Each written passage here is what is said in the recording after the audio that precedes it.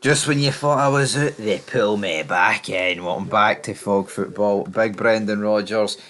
Honestly, Brendan Rodgers may as well turn into mouse mode. He may as well just stay mute for the rest of this season because he's going to win the league. But for whatever reason, the guy is wearing his heart on his sleeve and he is just getting stuck into Celtic fans here. And you know what? I seen someone comment, right? Well, why are you talking about this and no the Celtic review? The reality is, mate, right? Who would what would you rather talked about? The fact that Brendan Rodgers is having a go at Celtic fans, which, in my personal opinion, I actually think is no right from Brendan Rodgers. Or would you rather talk about a generic, run of the mill, the mundane, the shite Celtic 3 St Mirren nil? You know what I mean? I think what we all would rather hear, folks, is me talk about the meat and potatoes of the incidents in Scottish football. It's the same with Rangers, right? See when Rangers play St Johnstone on Sunday, right? Or they play whoever at home and we win 3-0. I think you'd rather a video talking about Clement said post match that he's the greatest thing since sliced bread, no surrender. I think we would rather focus on that than some match. Now here, guess what? For all the Celtic fans here on Fog Football, I know there's a lot of yous. Guess what?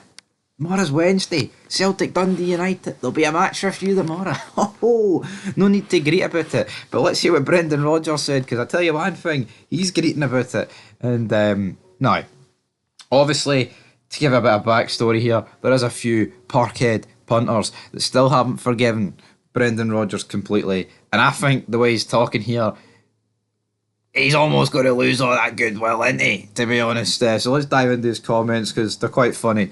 And I quote, "I'm experienced enough to say what I think and what I feel, but not in a derogatory way to anyone. I'd be the last person coming back to here and everything I've put myself through to come back to here. So I'm happy I came back here. I love my life and I love my job here. But it's also important to be able to say what I think. Sometimes you are paid not to say what you think, but there are moments when you have to. And I'm at the stage now in my career and my life where I don't need to bite my tongue." End of quote. That's basically Brendan Rodgers saying, here, I put a lot at stake here because when I left the first time, everybody hated me. Chants about me. Very, very bad chants about me. Houses getting broke into, all that sort of stuff. Brendan Rodgers has lined up Celtic fans here. He's put the golf ball down and he's grabbed the iron and smacked it clean, hole in one, and he went for the jugular. It has to be said, like that's what he's went for. And he basically said here, I run Scottish football, I'm the man. I'm not at any point in my career to back down for a fight. So if these Celtic fans want to go toe to toe with Big Brendan, then I'm going to go toe to toe with them. And you know what? I see in 2025, believe it or not, there is a serious lack of managers that actually speak the truth. Players as well. They're also media coached and media trained. I actually admire this for Brendan Rodgers in a weird way. Yeah. Now, he was asked if he's in a no-win situation when it comes to speaking up. He went on to say, and I quote, "Well, you can't because you've got an ego or something like that. But listen, it's the modern world, so it's okay. We just get on with winning football games. We win games, play well, and that's what's important." End of quote. Is that what's important, big man? Is that what's important, big man? He was then asked about speaking up about the importance of the point he made about Greg Taylor. He said, "I've mentioned sporadically over my time here, just because I know the power of this club is when everything's together, the unity that there is, and also what it feels like for the players to be out there getting the amazing support. I can understand off the back of the Rangers game and not playing anywhere near what our level was, so I can understand a bit of fret and a bit of worry. But it's sometimes I think it's very, very important. My priority with the players is the performance level, and that comes from training and the games, creating that atmosphere which the players can thrive in. That's what I'm here to do, to manage and be the best I can possibly be for Celtic in my time here, however long that is, and of course I will stand up for that. And once my time here is done, wait for the next manager to come in, support him, and look forward to seeing 60 games of high intensity football for 95 minutes every week. I will be really happy." End of quote. So Brendan reeled it in a wee bit. You know, he cast it his line out, but he's reeled it into the shallow water here.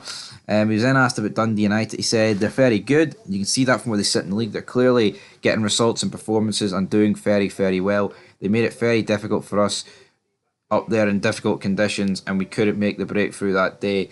But I would like to think this will be a totally different game.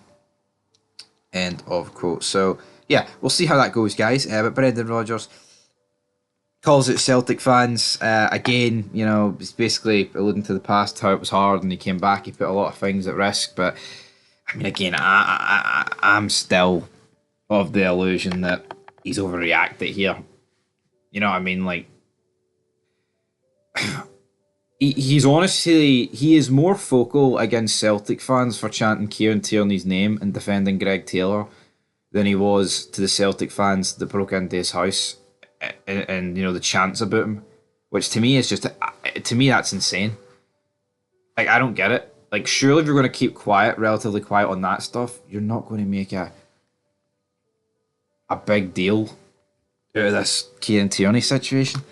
Anyway, I know it's split the ranks among Celtic, but here, it's a good problem to have. 13 points clear, and your biggest problem is you're going to sign a better left back than your current one. Some fans are chatting it, some fans aren't, and the manager's greeting about it. There's bigger problems definitely to be had than that. Anyway, folks, leave your thoughts down below, and peace.